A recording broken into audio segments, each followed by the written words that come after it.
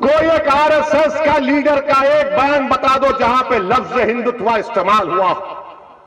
श्यामा प्रसाद मुखर्जी से दीनदयाल उपाध्याय से लेकर 1980 के जमाने में सावरकर की हिंदुत्व की लिखी हुई किताब को लेकर हिंदुत्व की बात रखी गई।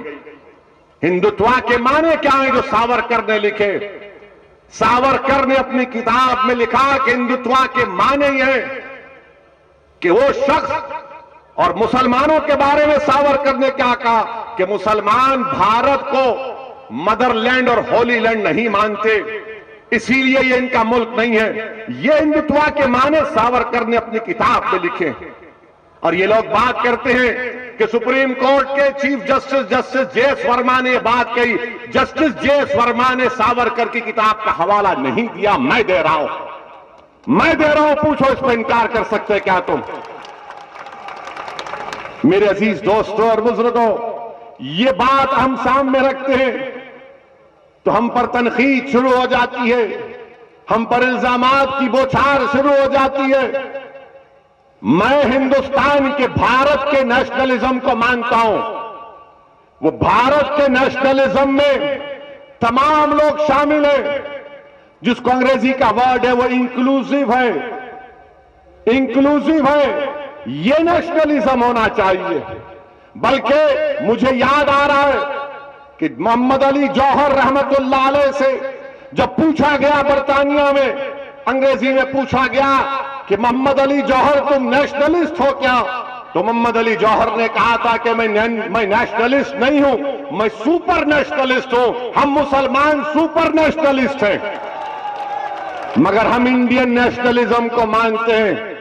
क्या कहा था नरेंद्र मोदी ने? हिंदू नेशनलिज्म की बात इंटरव्यू में नरेंद्र मोदी ने कही थी 2014 में। आपने नेशनलिज्म को भी तोड़ दिया। मेरे अजीज दोस्तों और बुजुर्गों, हद तो यह हो गई कि एक मोहतरमा को हमारा हाईएस्ट सिविलियन अवार्ड दिया गया। वो मोहतरमा टीवी के इंटरव्यू में कहती हैं कि देश को आजादी 2014 में मिली, 2014 में मिली। नहीं, थालियां मारने के लिए नहीं, सोचने बता रहा हूं। देखो आप, अगर वो बात मुसलमान कहता तो अब तक उस पर यूएपीए लग जाता। अगर वो बात मुसलमान कहता तो यूएपीए लग जाता, उसको जेल में डालने से पहले पुलिस स्टेशन में ले जाकर उसके घुटने के बाजू हजरत पुलिस एक छोटी सी गोली मारती उसको और बोलते तूने गद्दारी की। मगर वो रानी है, आप महाराजा हैं, कोई कुछ नहीं करता। वो क्वीन है और आप कोई किंग है, आप कुछ नहीं करते। क्यों नहीं करते? अगर हमारे मुंह से अगर गलती से भी निकल जाता, किसी ने इंडिया पाकिस्तान के मैच में कुछ लिख दिया गलती से, तो बाबा ने कहा गद्दारी का इल्जाम लगा के जेल में भिजा दिया जाएगा। बोलो बाबा। मैं उत्तर प्रदेश के मुख्यमंत्री से पूछ रहा हूं, मैं देश के प्रधानमंत्री नरेंद्र मोदी से पूछ रहा हूं, क्या देश 47 में आजाद हुआ या 2014 में आजाद हुआ? बताओ।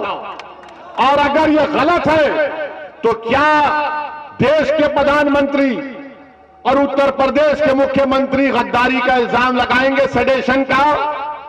क्या सेडेशन सिर्फ मुसलमानों के लिए? क्या सेडेशन सिर्फ नौजवान तालिब इल्म और तुलबा के लिए? क्या सेडेशन किसके लिए फिर? और फिर इससे बढ़कर बात यह कि यह संविधान के खिलाफ है। कैसे खिलाफ है? भारत के संविधान में एक फंडामेंटल राइट्स है, हुकूक है, और एक ड्यूटीज है। नरेंद्र मोदी बार बार बोलते हैं ड्यूटीज, अपना ड्यूटी निभाओ। नरेंद्र मोदी जी,